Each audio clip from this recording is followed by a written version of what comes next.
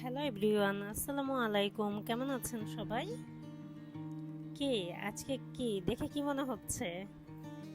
হ্যাঁ, ঠিকই আন্দাজ করছেন। আমরা আজকে ঘুরতে বের হলাম। আর কোথায় গেলাম বলেন তো? স্বপ্নচীনা দিদির। এইটা হচ্ছে আমার ছেলে, আর এটা হচ্ছে গিয়ে আমার মেয়ে খাদিজাতুল কোবরা, আর এটা হচ্ছে গিয়ে আমার কালা জামাই। তো সবাইকে নিয়ে আজকে ঘুরতে বের হলাম। যাই হোক, সবাই আমাদের জন্য দোয়া করবেন, আমরা যেন এইভাবে সবাই ভালো থাকতে পারি। তো যেহেতু আমি কাজে ব্যস্ত থাকি, আমি সবসময় ঘোরা হয় না। আর এই যে আমি নৌকা বাইতেছি আজকে। আমি নৌকা বাওয়াটা আপনার ছোট থেকেই পারি, কারণ আমার নানুর বাড়ি যেহেতু চরে, আপনার ওইখানে আমি নৌকা বাওয়া, মাছ ধরা, এই কাজগুলোতে আমি আবার একটু পারদর্শী বেশি।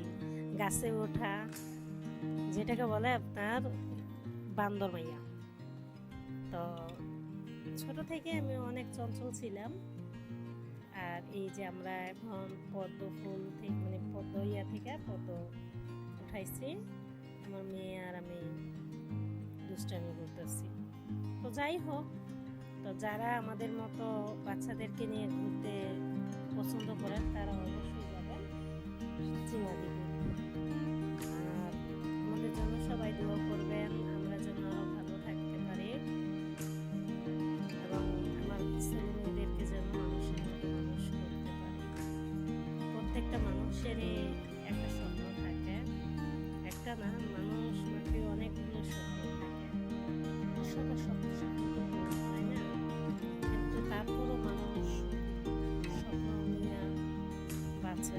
একটা স্বপ্ন ভেঙে গেল, আবার দেখা গেছে নতুন করে নতুনভাবে জীবনটা গড়ার চেষ্টা করে। আমিও তাদের থেকে ব্যতিক্রম না, আমারও অনেক পরিশ্রম করে অনেক কিছু হারাই আজকে আমি এই জায়গায় আসছি। সবাই আমার জন্য দোয়া করবেন যে আমি যেন সামনে আমার ছেলে মেয়েদেরকে নিয়ে আরো ভালো থাকতে পারি। কিবার বলবো, যেটা জীবনে সব থেকে জরুরি সেটা হচ্ছে ধৈর্য। ধৈর্য থাকলে অবশ্যই আল্লাহ পাক একদিন না একদিন মানুষের স্বপ্নগুলি পূরণ করে। আমার স্বপ্ন পূরণ হয়েছে। আল্লাহ আমাকে দুইটা ফুটফুটে সন্তান দিয়েছে। আমার ছেলে মেয়েগুলো আল্লাহ অনেক বোঝা করে দিয়েছে। যার ছেলে মেয়ে নাই সে বুঝে যে সন্তান না থাকার যে কতটা ব্যথা। যাই হোক, আল্লাহ আমাকে সন্তান দিয়েছে। পৃথিবীতে মনে হয় এখন সবচেয়ে সুখী আমি।